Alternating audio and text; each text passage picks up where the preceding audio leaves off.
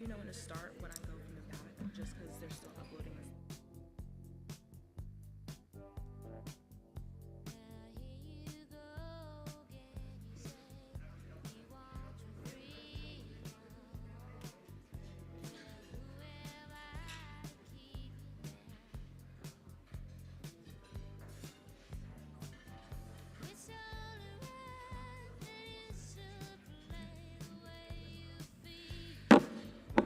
All right. Well, thank you everybody for joining us this evening, and I hope that, I know it's been such a lovely day. God served up just a gorgeous day and weather in Chicago for us to enjoy this AAO. And tonight we'll be continuing with, I know last night there was a great CME symposium on neurotrophic keratitis. Today we'll be focusing eye on the prize, optimizing the ocular surface and eyelid health, and no better doctors to really focus on that than the incredible faculty that we have here amongst us, and I'll allow them to introduce themselves. But FYI, I just want to make sure that everyone is aware that this activity is supported from educational grants through Tarsus Pharmaceuticals and Tea Pharma, as well as Viatris. And please take a moment to log into the iPad that's in front of you and participate in the pre-survey and pre-test if you have not already done so. This system will allow you, along with the presentations, to take notes, answer polling, and submit questions to us. In addition, you can complete the post-test as well as the evaluation at the conclusion of the event to receive a downloadable version of the slides that's presented for your records, and then, of course, being able to claim your CME credit. So my name is Liz. I live in coastal Virginia. I'm in a multi-specialty private practice.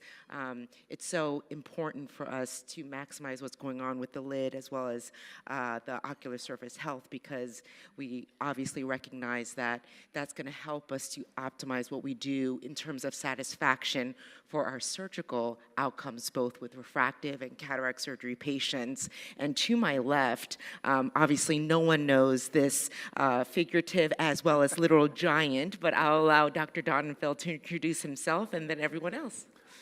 Eric Donenfeld from New York City. Pleasure to be here. Always love sitting next to Liz. It's a pleasure. And this wonderful woman who's one of my idols, Nicole. Thank you. I'm Nicole Fram. I'm a cataract and cornea ocular surface and refractive in Los Angeles, California. And I'll do anything with these people. So I'm really happy to be here and with all of you. I'm Mitch Schultz. I'm also from Los Angeles, California, and I'm an anterior segment surgeon, and I have a kind of a small, busy anterior segment practice. And I love working with Nicole and Liz and Eric as well. Yep. All right. So, as we all know, it's really important for us to kind of understand what's going on in order to recognize what is available for us to maximize those outcomes and what is available to our patients, and then utilize that in different scenarios. And case-based learning, I think, is the best way to do that. So we'll do that throughout, and our fantastic faculty will do that. But just kind of starting off with a great background, so elevating eye care and mastering what's going on in the different management options. These are my financial disclosures. I do work with different companies within the space. So let's talk about the prevalence, the risk factors, as well as that clinical burden. So it's kind of challenging to define exactly what the actual prevalence alone is, but the prevalence rate for both OSD and lid margin disease are all over the place. What we can say is that it is highly relevant with a substantial unmet need. We do know that ultimately, at the end of the day, there are tens of millions of adults that are affected with blepharitis, MGD, ocular surface disease for numerous risk factors and reasons, but we can say that between the therapies that were available, and certainly monotherapies, interventional therapies, in the past, they definitely, eye care professionals, ECPs, did not feel that they were adequately able to manage patients alone with maybe just the one anti-inflammatory or just a steroid and lid hygiene and warm compresses alone. And we know that tear film film irregularities certainly can affect vision. The irregularities, even over a 10-second interval, certainly even can degrade the quality of vision by 20 to 40%. And between blink versus when you compare dry eyes to normal eyes can absolutely impair the quality, and it increases higher order aberrations. And so those inter-device differences make they are a huge indicator initially when you are taking those cataract diagnostics to see if you do see CIL differences of more than a half diopter or magnitude differences in terms of where the meridian is as well with the astigmatism. That should lead you, even if you don't see any kind of dropout on your placido disc images, that there is a tear film imbalance that is occurring with your patients. And there are lots of reasons that these patients are showing up for evaluation, and it's not necessarily that dry eye or their lid margin is the reason that these patients are coming in. And Demodex blepharitis, we are understanding there is a greater awareness that anywhere from 1 in 12 Americans are affected with this, and 57% of patients walking into clinic who may be mild in symptoms all the way through. Itching is not allergic conjunctivitis, and it actually is something going on with the lid margin and causing tear film irregularities and fluctuating vision, or why they're showing up for what's going on. So the pathophysiology, and this is just a great way, an example, when you have patients look down, 90% of all blepharitis with any kind of debris, it's a pathologic of Demodex infestation within the lid margins. Collarettes specifically are 100% pathognomonic with Demodex blepharitis, and we know that there are 2 different types of species that are specific to the human, humans specifically. And with them, there's the follicular worm, which is in the lashes, et cetera.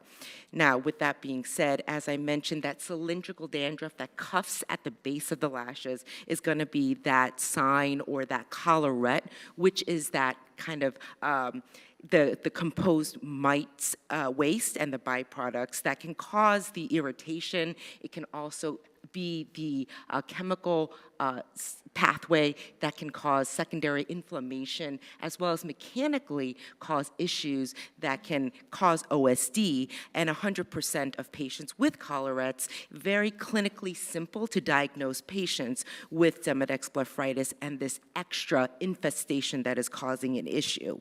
With that being said, in patients diagnosed with MGD, 60% of them have an actual Demodex infestation, and 92% or more percent of patients with DB or Demodex blepharitis can actually progress to have diseased meibomian glands. So certainly having that increased Demodex density is correlated with more severe potential microstructural damage to the meibomian glands structurally and objective functional issues. With that being said, it can ultimately show that within hundreds of patients looking at that, this correlation that we looked at within my practice with 2 different masked investigators did demonstrate that this is true and is consistent with prior studies that were seen in 2014. With MGD, it is the leading cause of evaporative dry eye and dry eye in general. Hyposecretory is the most common, and generally we understand that there is a hyposecretion, usually a poor blink, a hyperkeratinization. This leads to a gland obstruction because that also causes a pressurization within the glands, and that causes an atrophy, and that atrophy starts distal, and then you lose the glands. And so once you lose the glands, as you know, when they atrophy, they go away. You can have some that look like they may be dying, and you may be able to restore it, but once it's gone, it is truly gone. And being able to image them can help, but as you know, you can treat them, and you want to be able to treat them when they have full structure, and maybe just dysfunction itself. So with diagnosis, it's important to first ask the patient. It can be very, very helpful. As you can see here, on the right here, OCLI has a fantastic one. There is a modified speed one that actually the ASCRS Cornea Clinical Committee has, and that one is specifically modified to identify your preoperative refractive and cataract surgery patients for when they are coming in for their ocular surface disease examination and concomitant surgical evaluation. And of course, there are various point of care tests that are becoming, they are helpful to rule in or rule out diseases, particularly, for example, MMP9. That is a more qualitative one, but quite helpful if you are trying to figure out if there is an inflammatory burden that can be treatable, or if you want to consider a different inflammatory, anti-inflammatory, or a second one. And of course, as we talked about, there are the traditional tests, which, especially for someone with like Sjogren's, can be helpful. And as I mentioned before, Demodex blepharitis is something that is quite easy to identify because it is a clinical diagnosis by have the patient looking down. And of course, with management options, you want to really base it on what you are first finding. And then, the LLPP is a very simple look and then lift, pull, push, part of the external disease examination. So you want to have the patients look down. You're going to also lift the lid to look under the conjunctiva. You're going to have the patients look up, push on the lower lid, and then also pull the lower lid in order to kind of assess what's going on the bulbar conjunctiva and palpebral conjunctival surface. Now, when you see these patients, this is what you certainly do not want to see for your surgical evaluation. Seeing a vulnerable surface like this after one set of glaucoma, you're dilating and your pressure drop to numb the eye, the anesthetic, that certainly is a signal, especially if you see clean diagnostics with placido disc rings that look nice and clean, but this is what happens after one set of 4 drops. Certainly you have to be wary about what could happen to them after a burden of 30 days worth of drops. And certainly there are different medical treatment options to help our patients acutely for that acute rehabilitation of their disease. And then we recognize that there is that BAK burden. So we want to make sure that we are trying to help by reducing that BAK burden, because certainly BAK impacts much more than just the corneal epithelium, but has its impact on the goblet cells and ultimately can lead to more inflammation itself. So ultimately, there are various preservative-free options from tears all the way through glaucoma therapies, as well as anti-inflammatories and other therapeutics. Hyaluronate is wonderful. We know that HA, or hyaluronic acid, is one that is commonly utilized. One benefit of it over carboxymethylcellulose, which is a very common component within artificial tears, is that it is quite long-lasting and does not cause blurring. Trehalose is another very specific, more, I would say premium ingredient, and it has helped us to customize and provide a very therapeutic option. I think artificial lubrication is becoming much more therapeutic. This disaccharide actually helps to provide a greater rehydration and prevent desiccation, because the higher osmolarity of it does prevent it from actually escaping by shielding the cell membranes. And in certain artificial tears, by combining the trehalose as well as the hyaluronate and the povidone, it provides an anti-inflammatory approach and thus helps with dry eye disease, because it can attack it from different angles as well as provide a longer lasting approach, and thus it can be very, very helpful for providing that artificial lubrication option and a preservative-free approach. Now, with that being said, there's also, as you know, tear neurostimulation with varenicline, and varenicline does stimulate that lacrimal pathway, and that trigeminal parasympathetic pathway does provide a more complete tear film. As you know, it immediately within 5 minutes of installation does help to increase tremors from an objective sign point of view, and it does it very quickly, and it does not show to have any kind of actual limiting effect in terms of efficacy over time. And then what is really, really nice is Novo 3, or the semi-fluorinated alkane class with perfluorohexyloctane. And this demonstrates that it actually is a waterless formulation, the first therapeutic available to help with the management of evaporative dry eye disease. So really encompassing the entire class of being able to deliver a formulation, which in the studies actually does to show to help liquefy meibum and actually get into the meibomian glands, but it does provide that opportunity to actually help reduce corneal fluorescein staining, as well as decrease dryness score. And it works with efficacy and statistically significant difference seen as early as 2 weeks, and then obviously continues to have its separated statistically significant differences seen obviously more prolonged. So perfluorohexyloctane has been quite well accepted. Patients do very well on it in terms of the management of evaporative dry eye disease. And then now, of course, there are multiple different cyclosporin formulations, and one of them actually is in a semi-fluorinated alkane. It is perfluorobutyl pentane, and again, because it is waterless, it can provide almost a 2-in-1 in terms of what it can do in terms of potential onset of action.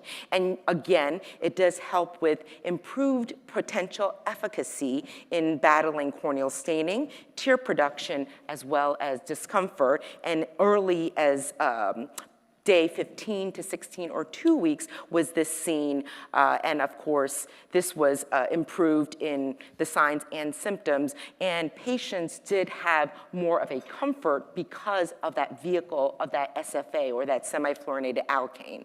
And of course, with so much therapy there now and focus being put in the actual lid margin disease class, just to mention, we know that yes, there are conventional treatments for blepharitis, lid margin disease, as well as what we do for oral and topical. Yes, we can do doxycycline, minocycline, but obviously compliance is a concern and issue. Lotilaner, 0.25%, has been a novel treatment that has been available for a little over a year now, a wonderful anti-parasitic that is highly specific to mites, and it is for the actual it's a neuroparalytic, and so within 24 hours, the mites are actually paralyzed, which then leads to mite death. And so it is used for 6 total weeks, which then allows for 3 life cycles,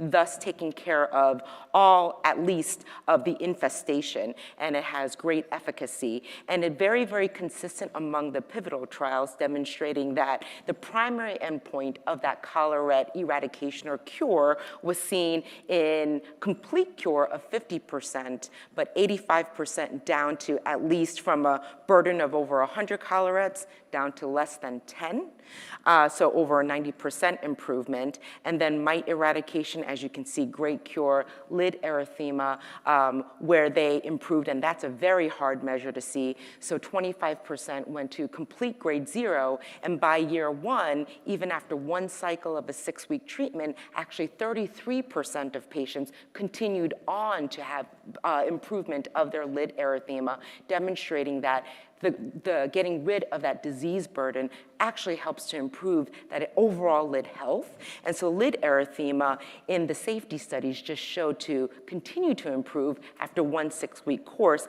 as you can see over here on the right.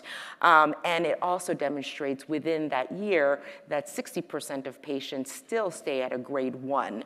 So with that, for blepharitis, as I had mentioned earlier, the other potential is that it helps to liquefy meibum, and that's what newer studies that, may demonstrate, and that 25% of patients may have a greater potential for liquid-yielding meibum with utilization. And then off-label therapies, of course, we know include tea tree oil, as well as ivermectin. And for ivermectin, oral, probably not as much that's utilized, as we know. But topical, yes, there are some therapies that are available. And the ointment that is used, it's a little bit tough to determine because it's a retrospective study, good, thousands of patients, but the baseline collarette was only starting with about 6 or 10 collarettes to begin with. So the eradication rate is very difficult to tell in terms of what the efficacy actually was. So off-label, there is some usage of ivermectin cream that is done. So with that being said, that is kind of where we're at with the actual background of ocular surface and lid margin disease. And with that, I am going to turn this over to Dr. Schultz, who will go over dry eye and glaucoma medications. That was like Thank you. fellowship. Exactly. I mean, Liz talked about everything, so I think we can go home right now. All right, so I'm going to talk to you a little bit about glaucoma medications and their effects on the ocular surface and what we can do to make our patients a little bit happier. These are my relevant financial disclosures. So this is going to be a case presentation. This is an 81-year-old female, history of chronic open-angle glaucoma for over 25 years. She basically came in with corneal foreign body sensation, a little bit of blurred vision. She's on preservative-free timolol dorzolamide in her left eye, along with brimonidine, as well as bimatoprost in that eye, and just bimatoprost in the left and the right eye. And she had cataract surgery done by me, actually in 2007, monovision procedure at that time. I'm going to tell you this is my mom. So epiretinal membrane in her left eye, and her vision was kind of dropped a little bit in her distant side with the epiretinal membrane, which is 20/60 in the right eye and 20/30 minus in the left eye with pressures of 10. But again, a little bit of a drop in her visual acuity. Her distant side, even with the epiretinal membrane, was a little bit better before. And as you can see here, she's got a significant arcuate defect in her left eye, and her right eye is not too bad. But she's complaining about redness, irritation with her medications.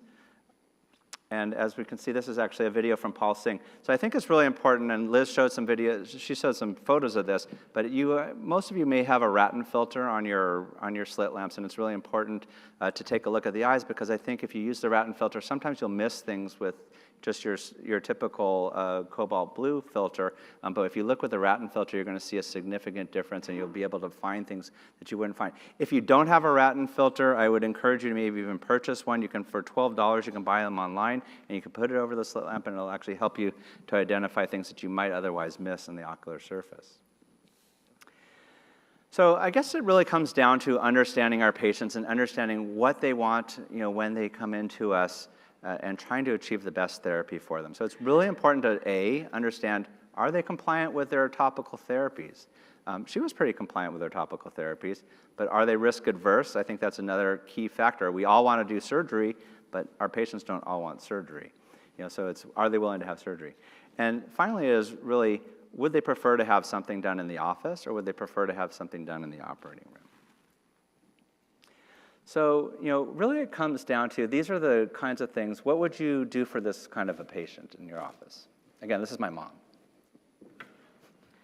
I would try and get her off the drops first. We're going to try it, yeah. So we have different types of, we have different options. So in my opinion, a bimatoprost implant is probably going to be the best choice, but maybe did we get a polling on that? We'll see what happens with the polling. Okay. So everybody can type in a number of what you would have done, so we know. I love SLT too. Hey. All right, lots of SLT. Okay. Yeah. So yeah, SLT I think is a very reasonable option for a patient, but I think anybody, my mom did not want to go to the SLT. She actually chose to have a bimatoprost implant. So, the choice is really, do we switch to preservative-free latanoprost or UZA? Do we consider SLT, or do we consider a bimatoprost implant? And I think, for bimatoprost implants, it's actually a very simple in-office procedure. What I like about it is the duration of action, and we can actually get more effect with this medication than we otherwise thought, and I'm going to show you some information from a paper. But the procedure itself in the office takes about 20 seconds. Patients are treated, patients post-operatively do extremely well. It's really important in phakic patients to make sure that they have at least a grade 3 angle if you're going to do this. And anybody that's pseudophakic, we really don't have to worry about it. The key is when you do implant it, that you want to make sure that the implant leaves the tip of the needle. There are a couple of tricks if you don't find that if the implant is stuck at the tip of the needle. You can either press on the ocular surface and just try to create fluid waves in the anterior chamber to allow it to drop, or you can actually if you wait about 20 seconds, it will actually eventually come off of the tip. So Sev Timoyan actually presented a paper last year at ASCRS looking at the safety of intracameral bimatoprost and the length and the duration of outcome. And I think it was really interesting. So and we'll kind of get into this with my patient, who's my mom, that with him, he actually saw in 195 patients that there was a significant duration of action. So I think when this first came out, we thought that maybe it would last for 3 to 4 months. But in actuality, we're finding that the implants last for really up to a year or even more than a year. And as you can see here, the mean drop burden dropped in our patients from about 1.4 drops down to less than 1 drop. So all of our patients are actually getting off of medication for a significant amount of time.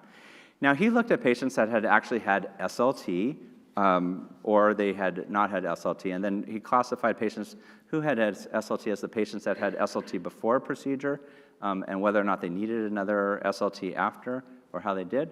There were several patients that actually had to be rescued, so they had SLT and they had to have a secondary SLT, but it was a significantly smaller percentage of patients, as well as he had a group of patients that had no SLT before, but then had a little bit of SLT after. So if we look at the data in these patients, the patients that never had SLT actually maintained very good pressures post-implantation and continued for at least 11 to 13 months, which was his study follow-up period. For the patients that had SLT, again, a significant portion of the patients really did well without needing to be rescued, but there was a small percentage of patients, as we said, there were, there were 16 patients, or 18 patients that had SLT before surgery that maintained their pressures, and another subgroup of the 11 patients that had to have a rescue with an SLT. He also classified who was a good candidate. So interestingly enough, we think about patients as just being the ocular hypertension patients that we might consider bimatoprost implants for, or the mild glaucoma patients, but in actuality, he treated a broad spectrum of patients, and we can see that even in the moderate patients, the patients on two or three medications, and even the patients that are on 3 or 4 medications, also maintained low IOPs postoperatively. And actually what we're finding with these medications, bimatoprost, is that there is some kind of pro-anti-inflammatory effect in the anterior chamber that's allowing us to get patients off of more than one medication. So I think our traditional thought is we've added medications, and we can actually start to take a look if we have a good effect from the procedure that we can actually get them off of more than one medication at a time. So post-operatively, actually, this is my mom. She's actually had an improvement in her visual acuity, and we can see that the ocular surface looks significantly better post-operatively. Her vision improved in the monovision eye, which is actually a -150 to 2040, and the distant eye to 2025, which has the epiretinal membrane. And her pressures have maintained at 11 on the right eye and 10 in the left eye with just timolol-dorzolamide and a little bit of bromonidine at 19 months. So I think the important thing to take home from this is really the fact that our topical glaucoma medications do cause potential toxicities and they affect vision. So I think we have to really question when our patients aren't seeing well, what's going on. We have to really critically look at how we can optimize their ocular surface. And I think it's important with our glaucoma patients to always be staining them and looking at the ocular surface to see what's going on and how we might help our patients. There are several different sustained release options for our patients. We have the bimatoprost implant or the Durista, which lasts for about 1 year that we know about, and we also have a travoprost XR implant that lasts for about two years or so. The advantage is really just that bimatoprost can be done in the office. Thank you. So a couple of questions, Mitch. So with the bimatoprost, I understand that you can utilize it one time per eye. Is that right? Yeah, so right now the indication is one time per eye, and it's going to probably, on a on-label basis, stay at one implant per eye. And then when you do utilize that, I can imagine, of course, that the ocular surface looks a lot better. What happens to like the injection, inferior, the fat atrophy, the other side effects? Does it help with that too? Yeah, so the nice thing about doing a bimatoprost implant is, our patients that are on prostaglandin inhibitors typically have red eyes, they can have fat atrophy, they can hyperpigmentation of the skin, all these things. And all of those things are not a factor with the bimatoprost implant. So, the redness goes away, meibomian gland function gets better, in these patients as well. So, I think, and you don't have to worry about fat atrophy. I think, Liz, you showed a case where the implant was only in one eye and the other eye didn't have it. And so one eye was nice and white and quiet, and the other eye still had a red eye. What do you do in that situation? Put it in the other eye. You put it in the other eye. Yeah. So the thing is, like, patients aren't sure, but I think what happens is when they come in and they notice that difference right away. So, it's very easy to, implant the first eye, and then I typically have them come back about 2 weeks later. We check the pressure to make sure they've had an effect from the implant, and typically they're also feeling better, obviously. Gotcha. And the iris color change, though, that potential is still there. That's still a factor. Yeah. Yeah. So, so companies are looking at different drugs that will have less of that effect. Sure. So there's been some good questions that are coming in from the audience. So, doxycycline is a very good question. I know that people use different doses all around. I'll start. Dr. Fram, what is your dosage for any kind of OSD, MGD? So if it's rosacea blepharitis, then I'm using 50 milligrams Q daily for maintenance. Sometimes I'll boost them if I have a lot of collarettes and I have a lot of injection, telangiectatic vessels, things like that, and do 100 Q daily. And then I always tell them that we can titrate because there's some GI symptoms that can happen with it. And then from the derm literature, if they can't tolerate the doxy, we can actually use azithromycin and we used to do 1 gram a week for 3 weeks, which is a little hardcore. Talk about destroying the flora. But even 1 gram, just a one-time dose really does the trick. You mean the chlamydia dose, the 1 gram? Right. Yeah, got it. All right. Dr. Donenfeld. Yeah, so, I think we're in agreement here. Doxycycline is tremendously underutilized. The dose should not be a therapeutic 100 milligrams twice a day. Yeah. As a initiation dose, I like 100 milligrams once a day for 1 week, and I drop them down to 50 milligrams a day. But the key here is you need to treat them for 3 months. 1 month is not enough. They just start showing some effect at 1 month, and I see people coming all the time. I've been on doxycycline, I've tried that. How long do you use it for? 2 weeks. Right. Does nothing. 2 weeks. You need to use it for 3 months, and if they don't tolerate that dose, you can even break them down to 20 milligrams a day. There's a 20 milligram doxycycline that you can use as well. Now, I also love azithromycin. It's a macrolide antibiotic. It has a similar effect. It's an anticoagulatic. And the azithromycin, I put on my fingertip and I rub it into the eyelashes once a day. And again, I do that indefinitely.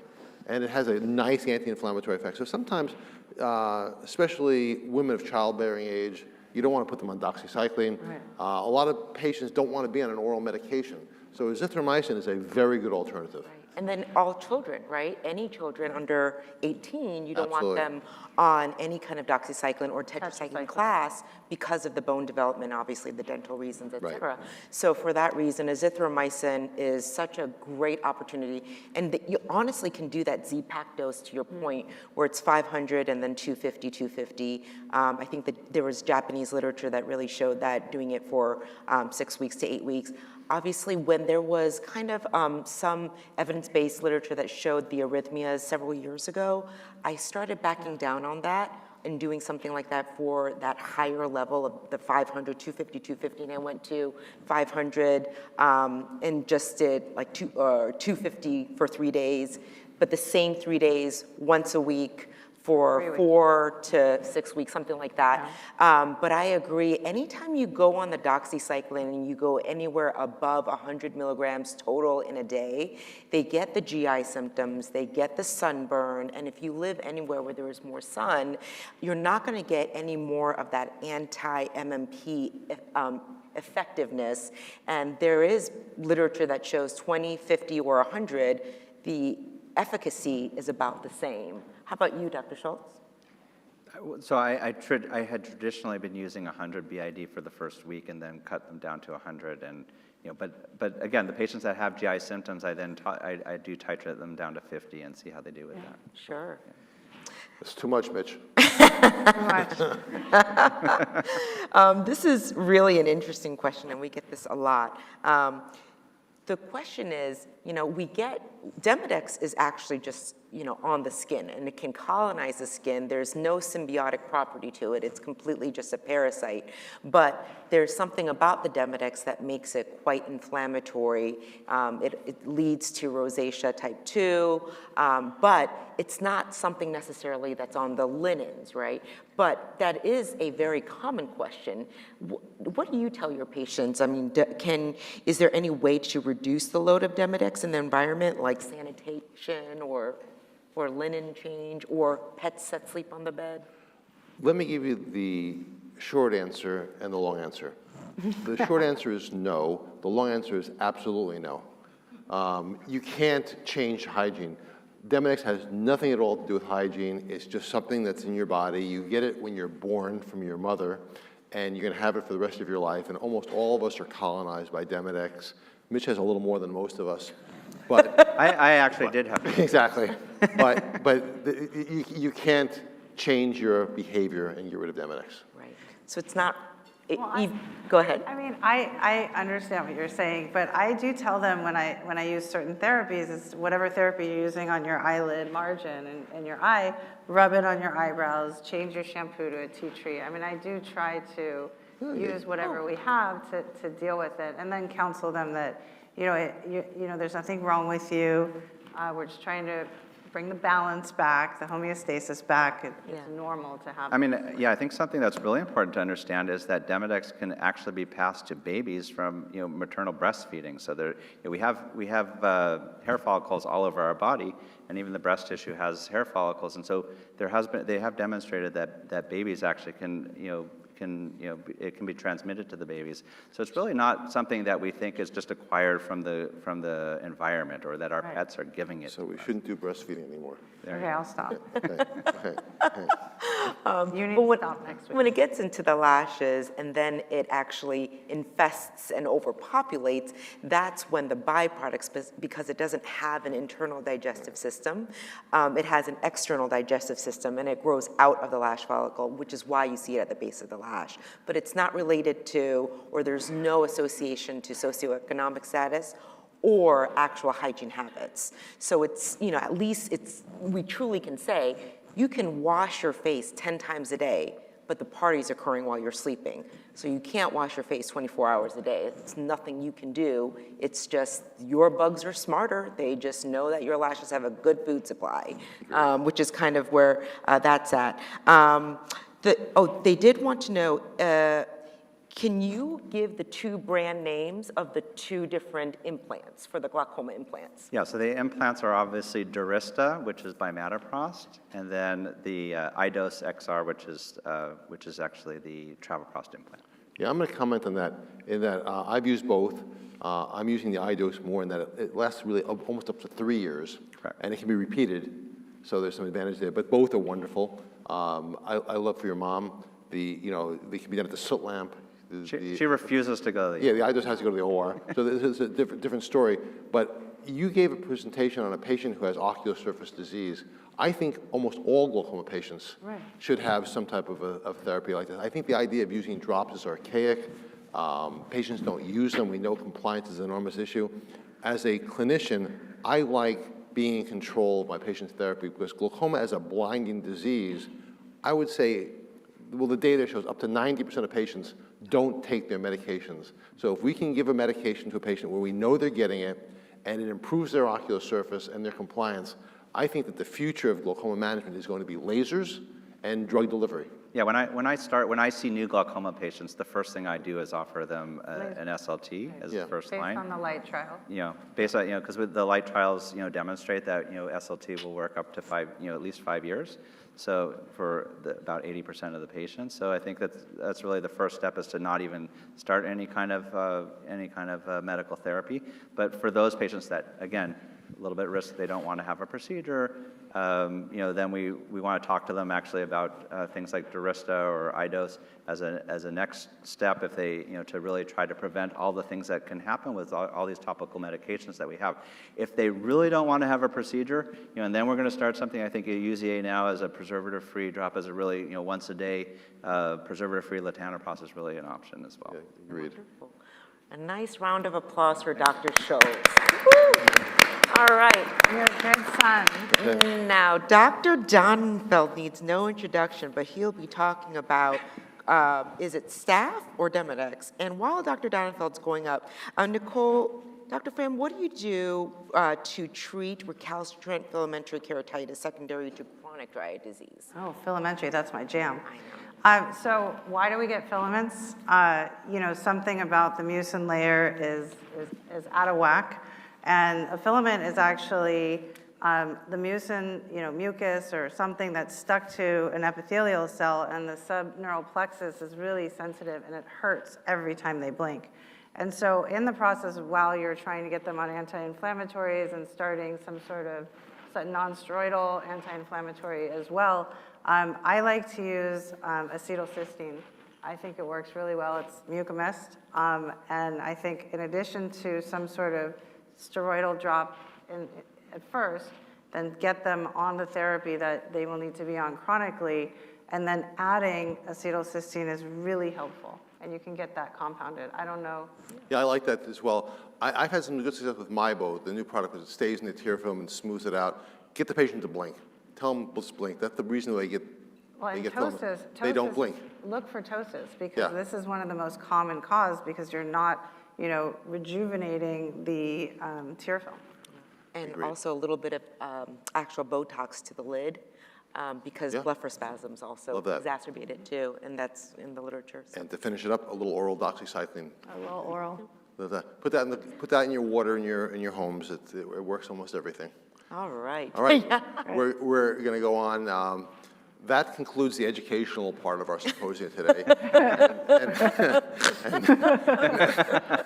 And now it's my turn. I believe in you. I believe in you. Now the fun begins. Okay, Right. so is it staph or is it Demodex? I consult with everybody. This is a 51-year-old female. I'm going to sit in front here because I can't see very well.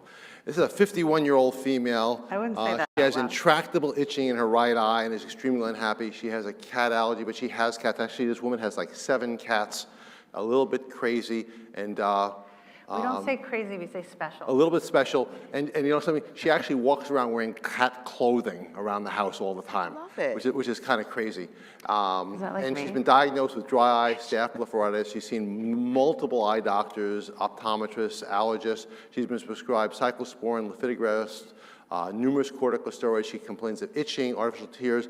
And this cat woman presents to you having seen like 7 different doctors. I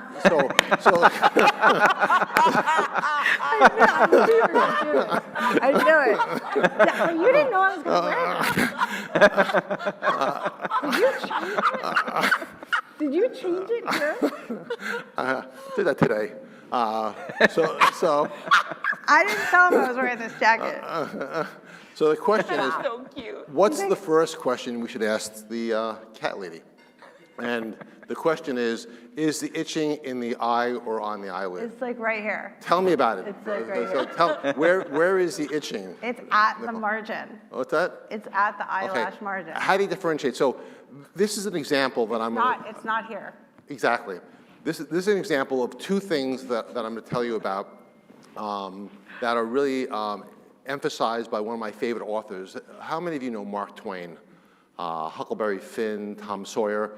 His favorite quote was, It's not what you don't know that gets you in trouble. It's what you know for certain about but are wrong that gets you in trouble. And two things I was wrong about. One was I thought Demodex was a commensal organism that lived in our body and it wasn't a problem at all. And I've been absolutely wrong about that. We'll talk about that later on. The other thing was I used to say all the time that itching is always allergy. If it itches, it's allergy. And I think all of us have done that. So someone comes in with itching in their eyes, I put them on steroids.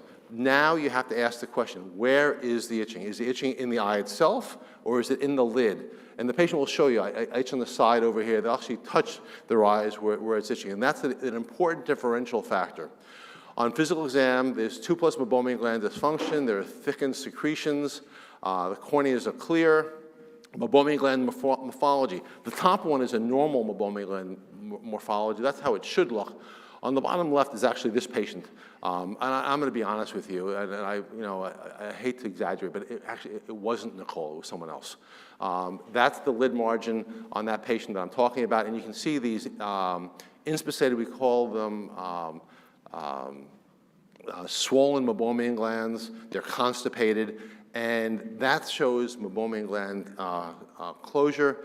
And when you talk to her, you have her look down, and the Demodex just jumps out at you. You almost feel like when you're looking through the slit lamp, it's going to jump onto your eye. And the patient's been told that she has allergies, everything else, but she's never been told that she has Demodex. She's never been treated for Demodex until you look down. And when you look down, what do you see here? Liz, tell us about this. And as we had talked about, well, actually, you can see all that erythema and telangiectatic vessels superiorly, and that just shows you how chronic this has been, the caliber of those vessels. But certainly the collarettes that we were talking about that are just kind of extruding out of those lashes, leading to the misdirected lashes too. And there are obvious signs of lash loss because there are different phases of them. There's lash loss, the lashes are crossing over each other, they're curved to the side. And this is a beautiful dinner time conversation, but the material that you're seeing here is actually excrement from the Demodex. They're eggs that are laid around the corner there, so it's really quite disgusting.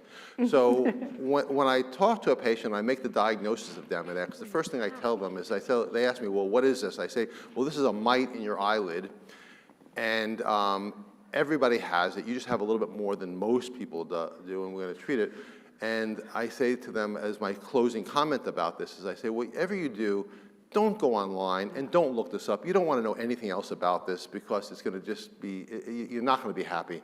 And that basically guarantees that they're going to look it up and that they're going to be, and that they'll be more predisposed to actually use the therapy that you want to use. So itching is not always allergy. Think Demodex. And here are the treatment options. Now, I'm going to show you a bunch of treatment options here that are in front of you. And you've got a whole list of things in front of you. And the true answer is I try not to use any of these things. The reason being, and again, I'll be very blunt with you because I am blunt about these things. I don't really care if something's FDA approved or not. It's not important to me. What's important is it good for patients? We have an obligation to our patients to do what's right for our patients. And the only therapy that I've used, having used all of these different therapies, that works almost all the time, is safe, it's efficacious, and works quickly, is topical lotilaner. And we use these all the time. So here are some treatment options. Now, this is the one treatment that I will use occasionally. And the times that I use this are patients whose insurance, for one reason or another, will not pay for lotilaner. And that does happen occasionally, but the good news is that the company that makes lotilaner, Tarsus, has done an amazing job of getting insurance coverage. Though for the great majority of patients, it is covered by insurance. Costs as little as $50 for a 6-week course. One course for 6 weeks lasts a whole year. It's probably the best value that we've seen in ophthalmology. But for the patients who can't afford it, and it's not covered by insurance, then I'll use tea tree oil. But I find with tea tree oil, it does not work nearly as well. And the eyes are usually red, and they're much more irritated. There are a couple of different drops. You can buy this over the counter in most pharmacies, and it's readily available. Hypochlorous acid I've used for a little bit. I don't find it very that effective. It works more for staph blepharitis, but it's got some Demodex effect as well. Cleaning wipes, especially those that contain tea tree oil, are effective. What I do use sometimes is I do use microblepharoexfoliation, which is called Blefex. Microblepharoexfoliation will remove these collarettes that are there, and sometimes the patient will come back after 6 weeks and they will still have collarettes. And the question that I ask myself is, are these active signs of active Demodex, or are we just looking at old collarettes that have been left behind even though the eyelid has been pretty much sterilized? So that's where I like to use microblepharoexfoliation to remove the crusts. And if a patient has tremendous crust, like the patient we saw earlier who has all that debris, sometimes I will just wipe that away with blepharoexfoliation and then start them on the load aligner as well, and that's a great combination therapy. Thermal treatments, this is more good for primary meibomian gland dysfunction. It does have some effect on Demodex, but it's not my primary therapy for Demodex, as is IBL. And ivermectin, there's a paper written, and the question is, do you want to be on an oral anti-parasitic drug, ivermectin, or take a drop twice a day? It's almost like an IQ test. I basically used this about 15 years ago, but I just haven't used it since then. I have used it very effectively, though, for lower, where it does have some role. So if you have a case of lower in your practice, that's a time when you want to use ivermectin. Sorry. You could have a picture of me with low. I actually have had a couple cases of lower. I know, we did it OSN. So I've got 6 minutes left. I'm going to go off on a tangent because I like going off on tangents. And I'm going to talk about lotilaner, but I'm going to actually preface my remarks by telling a grandfather story. And the story goes like this. When I was growing up, I had a grandfather who was larger than life. He was this amazing person who I just follow him around and marvel at how wonderful he was. And he started a small coal company in New York City, and it became the largest coal company in all of New York City, and he was extraordinarily successful. And I asked him, what is the key to your success? And what he said to me was, well, I would walk into a apartment building, I would talk to the super, and I would say, use Donenfeld coal, because Donenfeld coal burns longer than any coal that you'll ever buy anywhere else. And he would say to them, if it doesn't burn longer, I will give you your money back. Money back guarantee. So he'd give them the coal, they'd buy 5 tons of coal, and the coal did last longer. And I say to him, well, what was special about your coal that made it last longer? He says, well, I sold him 5 tons of coal, but I gave him 6 tons. And with that, he convinced everyone to use his coal, and it really worked. And the reason that I tell this story is that I have been so impressed by lotilaner that it has exceeded my expectations. I came in expecting 5 tons of a result. I got 6 tons. And that it's approved for Demodex blepharitis. We're talking CME here, so I can go off label and talk about things that I wouldn't talk about in a product conversation. But I have found this to be extraordinarily effective, not only for blepharitis and erythema, but I have found it to be extremely effective for chalasia, dry eye. For me, it's become the missing link in managing a lot of ocular surface disease, and it has, again, in my grandfather's words, exceeded my expectations, and it's been a wonderful therapy. That was great. Liz went through a lot of this. It's a neuroparalytic. It basically affects mites. It has no effect on mammalian cells, so it's completely safe. It paralyzes them. We use 6 weeks because it paralyzes them, but the eggs are still viable, so when they hatch, you want to be using it so when they hatch, you still have therapy there. Again, twice a day. Cure rate is very high. And here are the results of the study. And again, Liz went through these, but if you look at the primary endpoint of reduction of collarettes to less than 2, you see here that in the 2 different studies, the combined pivotal data was 50% versus 10%, meaningful collaret cure 85% versus 28%, and erythema cure. And don't underestimate erythema cure. Patients are extraordinarily sensitive to their facial disfiguration with red eyes, irritation. These patients are depressed. It's a chronic disease. It changes their personality. And so we've had patients come in who are models who have red eyes and they can't get work. And you find out that they have Demodex blepharitis, you treat them, and it changes their entire lives. So the cosmetic aspect of this, of erythema, which is something that we may not really think about too often, can be extraordinarily important for some patients. So, this is an IQ test. How would you proceed with the management of this patient? Of Nicole. Would you, A, do 5% tea tree oil, hypochlorous acid, microbluffer exfoliation, intense pulse light therapy, or a lotilaner twice daily for 6 weeks? Vote now. And remember, we know where you're sitting. We know what your answers are. Dr. Fram, do you own any pets? I do, Tater Tot. She's really cute, a little chihuahua. There you go. All right, that's what I need. Okay, so those are the answers. So let's turn it over to the panel now. We have some amazing people here with us. Aside from collarettes, what are some other key clinical markers of Demodex that we should be looking for? Mitch, why don't we start with you? Yeah, so I mean, I think, there are a lot of different things that we have to think about when our patients come in, especially our pre-op cataract patients. More than 60% of our patients have Demodex, and they may not be aware of it, but it's not just itching. So like Eric said, we have these patients that come in with chronic recurrent chalasia. I think you really have to think about it. You also don't just look at the lid. So I'm going to tell you that we have patients, especially rosacea patients, are going to have Demodex present on a lot of their hair follicles around their eye. And if they have it, like if you look at on the sides of the bridge of the nose, you look up into the eyebrows, you can see evidence of collarettes there too. So we actually have to think about not just the lanoliner. So I know that you're not a big fan of using ivermectin. And I'll tell you that ivermectin lotion I haven't been finding to be as effective as I was hoping for it to be. But I have, for those patients that unfortunately can't necessarily get lanoliner, or if I see this like really diffuse inflammatory, like pustular rosacea, those are the patients I'm actually going to use a supplement with ivermectin, oral ivermectin, and it's typically a 6 to 8 week course. It's once a week, so based on weight. And I've actually found that to be an effective adjunct if we need it.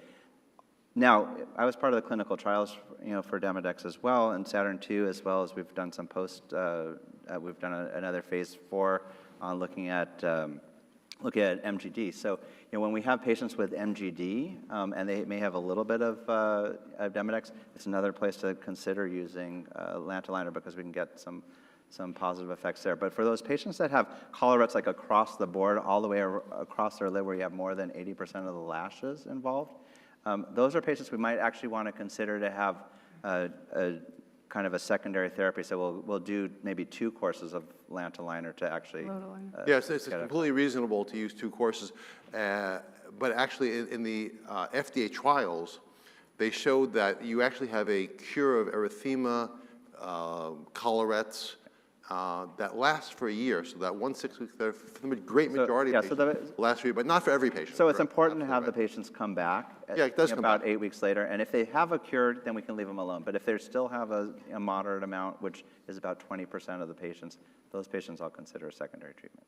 Okay, Nicole? Yeah, I would agree. I mean, I think I love that you said that, right around the nasal bridge to look for follicles there. So I think that's key. Really, it was noticing the asymmetry of the lashes on each side. It's kind of a late sign, so any sort of misdirected lashes or lashes at different stages of growth, like Liz said, that's been something very subtle, because sometimes you don't have just the classic collarettes with sleeves, but they're having symptoms and you start noticing these things. And I think, you might say, listen, I have a patient, they have collarettes, I need to get them ready for surgery. Do I have to treat them prior to surgery? Do I have to treat it at all if they're asymptomatic, right? And when I started to see some of this lash loss and a lot of this misdirection of lashes, I said, I would be really upset, this cat lady would be really upset if this happened to me, because eyelashes are really precious to women. And then it would be horrible if I had to get extensions, and then more Demodex would grow on my extensions, which is another thing we should talk about, because that's really a big thing in Los Angeles. That's a very sexist thing to say. You don't think my lashes are important to me? I just don't. Okay. Yeah, but that's okay. But, they might be, and then we can talk about other things that are important. Okay. But yeah, looking at the lashes, not just for collarettes, but just other signs that something is going to lead to something long-term makes me treat other patients earlier that I would normally not treat. Terrific. Liz, anything you want to add? Well, I did want to ask, do you epilate any lashes anymore?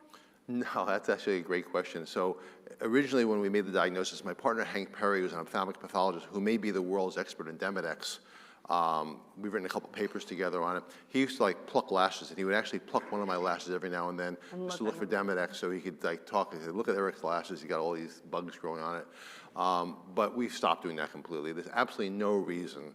The collarettes are so pathognomonic. Now, I do want to mention one other thing is that's Demodex follicularum. There's Demodex brevis that lives in the meibomian glands. And there's not a lot of literature. There's no literature really on that right now. But that may be responsible for chalasia. And that may be what we're treating when we have patients with chronic chalasia who are coming in. That might be a therapy to consider for some of your patients as well, because it definitely gets into lids. It definitely paralyzes them there as well. So I think this is for patients who have chronic chalasia, this is another thing to consider as well. Good. How do you differentiate with staph? Like, do you ever culture the lids, or? You know, I don't culture the lids unless it's something that's extraordinarily unusual. Angular blepharitis, you know, is fairly pathognomonic. When you have staph, you usually will have some discharge. You'll have some Microperipheral ulceration. yeah, some flaking on the lid margin as well. And those patients respond very well to hygiene and a mild antibiotic ointment. Well, thank you, sir. Thank you. All right. A round of applause for our favorite Dr. Donenfeld. And next up to bat is Dr. Nicole Fram. That was really. Can I ask you, Dr. Fram, a great question from the audience. Why do you think that there are 4 anterior segment surgeons up here and all 4 of us are in glasses? Oh, I'm waiting for my refractive lens exchange. Who wants to do it? All right. So utilizing. It's gonna happen. I know, right? I think it's our presbyopia. Yeah, is that? For me, it's presbyopia. Yeah, Presbyopia. ditto. That is kind of crazy. Yeah, right? Shame on us. All of us, right? So post-surgical dry eye, utilizing new treatments. Right. So, you know, I think that it's really important. All of us talk about you have to get the ocular surface right in order to get to your biometry, in order to treat our patients and give them the best IOL calculation. And even in Mitch's case, yes, she had your mom had issues with the ocular tear film and the surface and the meibomian glands and all of the above from all the glaucoma medicines destroying the meibomian glands, but she also had epithelial basement membrane dystrophy. But you were able to make the tear film kind of coat that and hide that. Yeah. But I think post-operatively, we're gonna see patients that are gonna have dry eye that they didn't notice beforehand. And why is that? And that's the kind of the conversation that we wanna get into. And the tear film, also referred to as the tear lens, which Vance Thompson has talked about a lot, is critical in understanding that we can't be successful in any of our refractive outcomes unless we deal with the tear lens. And in some eyes, like high myopes, the tear film and the corneal curvature is more important than the power of the implant that you're putting in the eye. So it's not important to just say to yourself, oh, well, I love when I hear my colleagues are like, I don't do dry eye. I was like, but you do surgery and you look at your refractive outcomes. You have to, someone's got to do it. Like, you have to have someone identified in the office that, you know, will be the expert in this, because you want to keep it in-house and you want to help your people if they're having trouble. And the tear film, I always tell people it's like a salad dressing, right? So you have the oil layer, you have the mucin layer, and then you have the aqueous layer. And if one ingredient's off, it's like a horrible salad dressing. And so it's gonna evaporate, it's gonna be horrible. And it's really important for patients to understand that it's not just water, right? I put all these artificial tears on and nothing makes it better. Well, of course, because we need to create the homeostasis back to the tear film. So understanding that it's not just there to lubricate, it's actually there to provide a lens for us, I think changes how you're gonna think about your patients. So this is a patient, she's 67 years old. I did her surgery. It was uncomplicated femtosecond laser-assisted cataract surgery with LRI. I do intrastromal LRIs, so I didn't disrupt the epithelium at all. And she had a trifocal, and she had fluctuating vision. So I think fluctuating vision is one of the key things that you want to ask your patient when they say, my vision's not good. Well, is it good sometimes, like after you blink or at certain times of the day? This is a key thing. And then she says, I feel like there's something in my eye all the time ever since you did the surgery. And so I think that the most important thing is to maintain that therapeutic relationship with the patient. Because immediately, especially when it's your own patient, if it's someone else's patient, they're like, I'm having trouble. I'm like, oh, let me help you. And then it's my patient. I'm like, well, I can try to help you. And it's just instinct. We're all like that.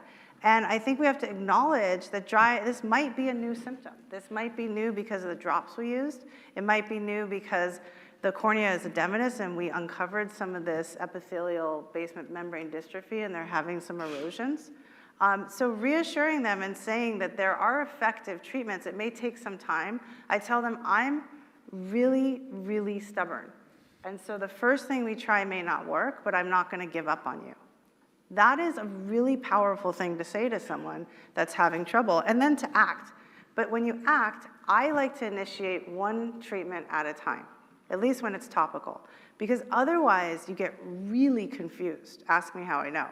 So, like, let's start this drop, and oh, you're itching, let's put this on, and oh, you have, let's put some azocite on, and it really becomes a big problem. So I think, really just stopping and acknowledging, reassuring the patient and tell them they're going to do something to help them and not just, blame. Sometimes it's a refractive error and that's fine, but get that tear film where it needs to be. So the top 3 questions, what drops are you currently taking? So a lot of times if they're currently on drops right after surgery, if this is within the first month, I'm switching it around. I'm either switching to preservative-free or I'm, maybe taking away the NSAID. I'm doing all kinds of different things. I'm looking at the vehicle of whatever I'm using and changing that around. Is it worse in the morning or is it worse towards the end of the day? Why do I ask that question? Well, if it's worse in the morning, they could be sleeping. I mean, there's a lot of interesting eyelid surgery in Los Angeles. Now, it's not from Howard Krause, who's sitting in this audience. He is great. But everyone else, no. But in LA, there's some really interesting surgery, and a lot of these patients can't close their eye. They have lag ophthalmos. They have other issues. So I think it's really important. If it's worse towards the end of the day, sometimes you'll think about doing things like punctal occlusion and things like that to get them feeling better. Do you sleep with a fan or air conditioning? I have a lot of patients, especially in a certain age range, that have a ceiling fan is like a thing. And they're like, I have to have my air conditioning on, I need my ceiling fan, I need the whole thing. And so these are things that are important because maybe they need to be in goggles, maybe they need, other things happening. You also ask about autoimmune. Do you have, dry mouth? Are you having joint pain? Things like that, because you may be running an uphill battle and you need to think about other anti-inflammatories. So this patient presented, and you can see from this tear film here that, after each, her tear breakup time was like less than a second. And you can see that this combination in her tear film, whether it's the oil layer, the mucin layer, and the aqueous layer, it is not working out for her. So that's the first thing. The next thing is I do mybography. I think it's important. Should we do it beforehand? So if you diagnose it after, it's your problem. If you diagnose, that's from Eric Donenfeld. You diagnose it beforehand, it's their problem. So mybography is an interesting thing to do, especially in a high-risk population. And then I like osmolarity. Now, I don't discuss the number with them, and sometimes it is a random number generator, but I do think it guides me on whether there is some anti-inflammatory property that we need to address immediately. So there's a real, how many people have topography in their practice? I hope everyone. Yeah, and then with placido imaging. It's not everyone, right? So I think you really need to think about having some sort of corneal topographer with placido imaging, because it will really tell you what's happening to the tear film that you may not be able to pick up, and their technicians can pick it up before they even get in the room, before they get any drops, and you can look at this. And so everybody, we say blink, blink, and then stare. So they have to blink, blink first. But if it's still like this, I think it's important to diagnose beforehand.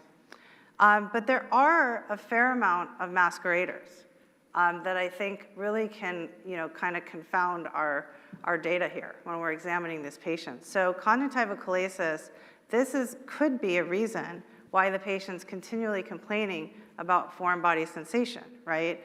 if there's no EBMD, if the tear film looks great. And then if you put in some staining and you see that lid margin is staining, in addition, you can see the conjunctival, the conjunctiva is not attached to tenons anymore, and it's sitting on the lid margin. And it's also disrupting the way the tear film coats. So it's not able to coat the same way. So this patient has blepharitis, this patient has ulceration at the lid margin or keratinization, which is this patient I would probably culture. And we're seeing that they have conjunctivalis. So this is a different story, right? So Liz, what would you do with this kind of presentation? The other part is there's obviously a chronicity and at least a rosacea, or the blepharitis is leading to all those vessels, because the lid margin shouldn't have vessels. Right. Like we're almost under us to, so there's a bunch of chronic plus acute stuff going on. Right. The surgery is the insult of the acute. So we have to try to manage the acute stuff first, and then we can, manage the chronic. But to your point, we have the blepharitis with the DB, and you try to go backwards. If there's toxicities with the medication, you try to do that, and then you see what they're doing. But their reserve is already low to begin with, because you see all that drop out of the meibomian glands, and this patient already has a contrast sensitivity reducing lens implant. So we really have to consider preservative-free options and kind of go forth from there.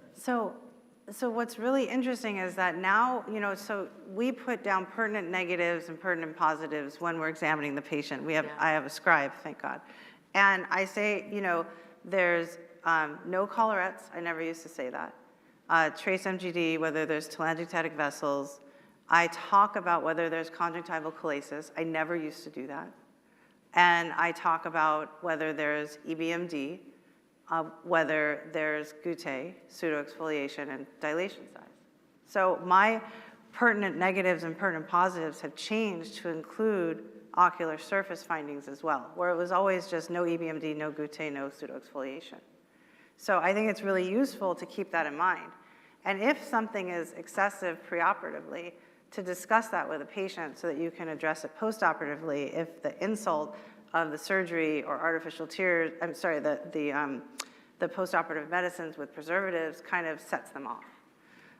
Demodex blepharitis, we talked about it a lot, and I've been itching since you brought it up, Liz. And EBMD, I think, is something that it's really important. I love that, Mitch, you showed the green filter. I think the green filter is the best thing to do. And even if the patient's been dilated, I will always put a drop of fluorescein in the eye and wait so that I don't miss this, because it looks really bad when the cornea specialist misses the EBMD.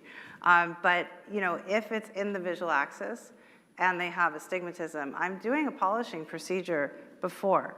If it's peripheral, it still can cause a problem, particularly if it's combined with a Salzmann's nodule or something like that. It is the heartbreak to have to do I don't call it K-scrape, because that's just not what I want to hear if it's happening to me. Polishing sounds a lot more civilized. But that's a heartbreak where you're like, your friend and the neighbor that referred you, she had cataract surgery and she was fine the next day. We're going to have to polish your cornea. You're going to have to wait 2 months for stability, and then we'll get to your cataract surgery. But don't, kind of wait on this, because you're going to have to deal with it after if you don't do the preoperative measurements and you miss this. So these are the most common masqueraders for fluctuating vision after surgery and foreign body sensation. Mitch, what do you think? I agree. I mean, I stain 100% of my patients, when they come in. Anybody that has any kind of ocular surface complaint, all my pre-op cataract patients all get stained, and I look for ABMD. Obviously, Demodex was a factor there, and so, I think in your patient, you really want to manage the Demodex, but you didn't want to add a lot of topical therapy. But because their tear film's breaking up, they've got a multifocal, I'd want to use something that's going to stabilize the tear film as well. Yeah.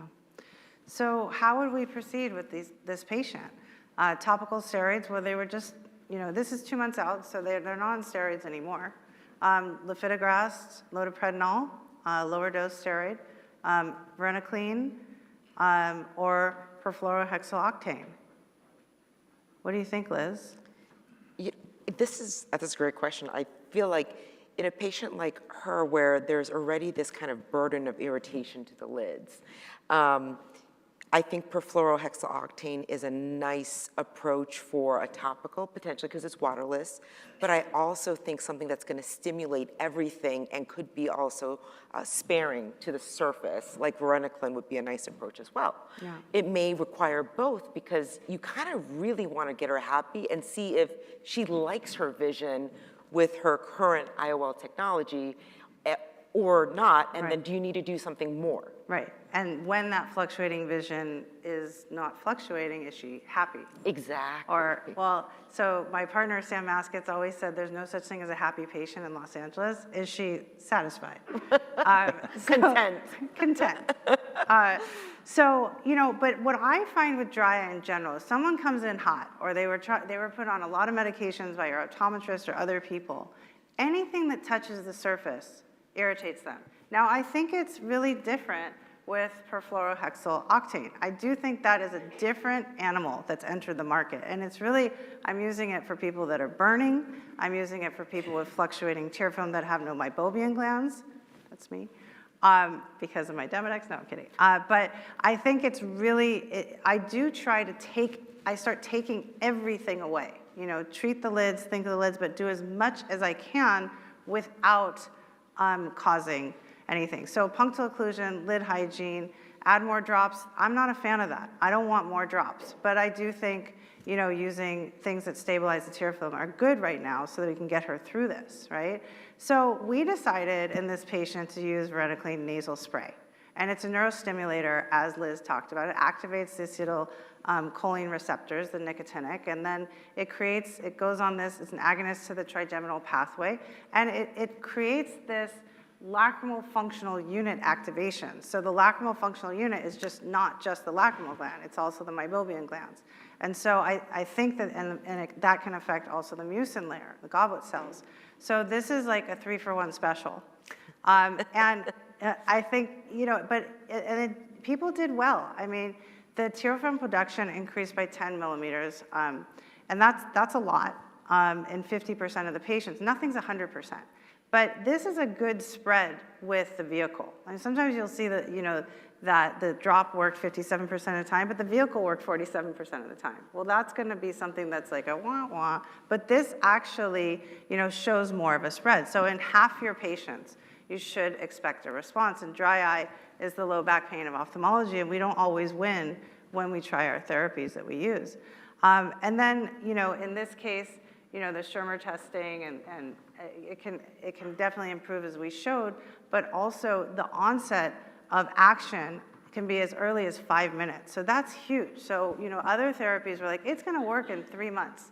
It's going to work in 6 weeks. This is really kind of a home run also, but it is a nasal spray. And so the safety, I think, is there. But, when you tell people to use a nasal spray, what I used to think, you just spray it up there and you go like that. Is that how we do it? Yeah.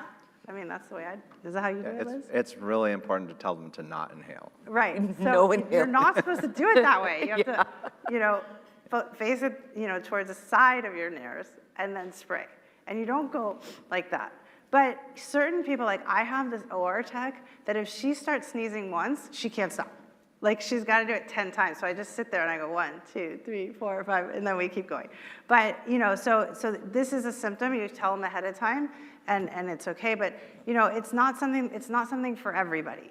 But I do think that overall the treatment rates were really successful, over 93%, and there were no significant differences and other ocular adverse events between varenicline and the control. So post-operative course, she was able to tolerate it. So she's one of the lucky ones, and we are continuing it. She's doing really well, and she's stable with minimal fluctuation. So she didn't have conjunctivitis, she didn't have EBMD, she didn't have Demodex. Those were the masqueraders. She just had fluctuating vision, and something set her off. And this was a great way to put less drops on the eye and keep the patient from having to use topical medication. So that's all I have. So I think postoperative dry is real. I think you own it. I think you tell them you're going to help them through the journey. You have this armamentarium of all these things we discussed today. We want to support the patient through the failed treatments.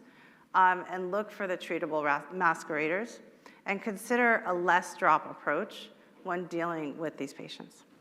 Oh, that was Thank you. wonderful. Great. Great job. Woo!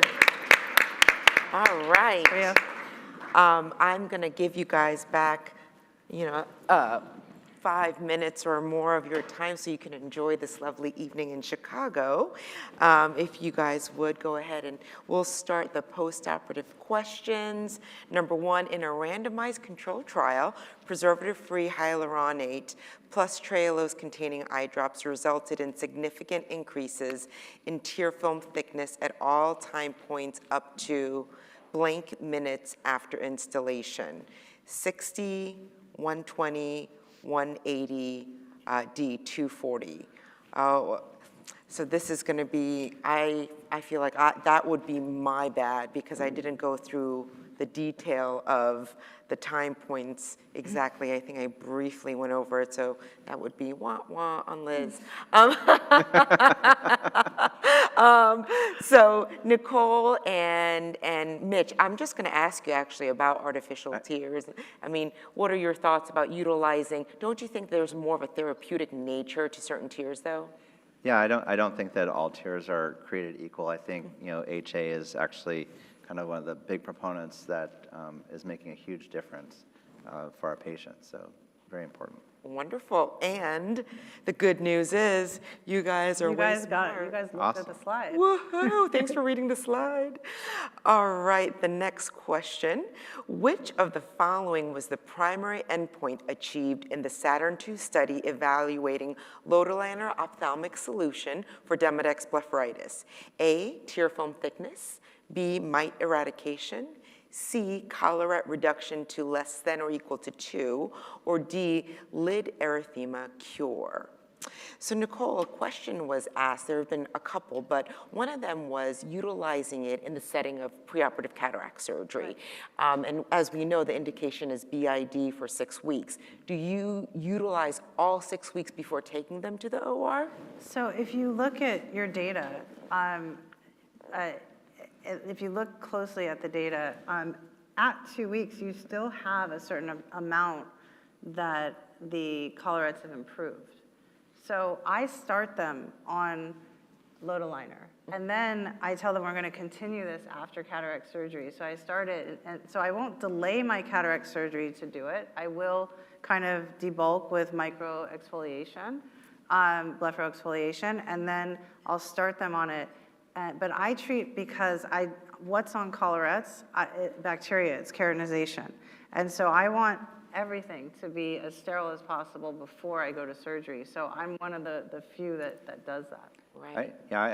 I treat all these patients before, and it is important to know that after 2 weeks of treatment, you have really a significant reduction in the collarettes as well as the Demodex. And really the reason for 6 weeks of treatment is just like Eric said, it's a life cycle. It's a life cycle issue, and they lay eggs, and then the eggs are going to hatch. So we're really maintaining the treatment to get those hatching eggs.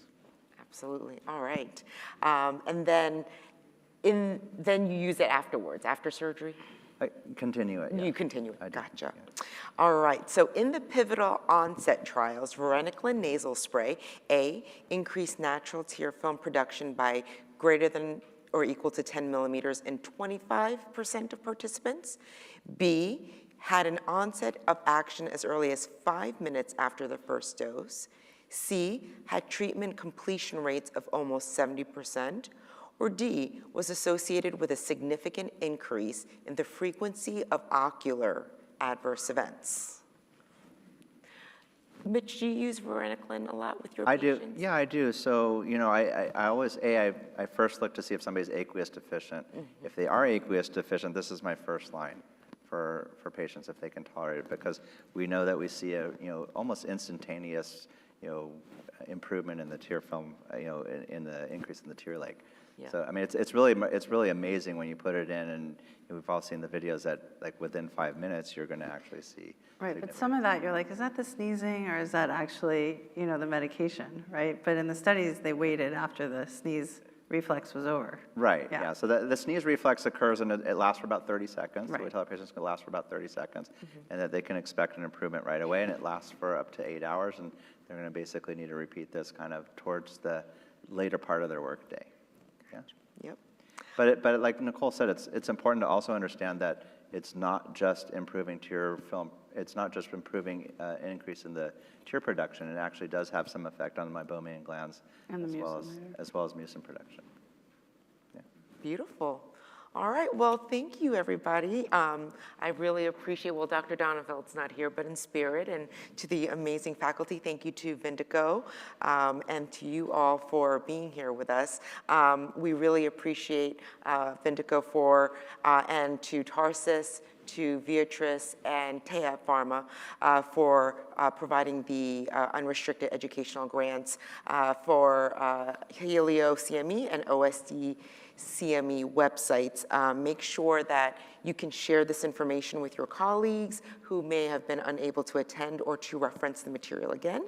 Additionally, any frequently asked questions from this activity will be developed into a podcast series, which will be made available for additional credit on the Helio CME and MedEd Talks website. Tomorrow, the next CME symposium provided by Vindico Medical Education will take place starting at 6:30 p.m. Is that right, or 6 p.m.? 6 p.m. At 6 p.m. in this room, specifically on the topic of refractive surgery.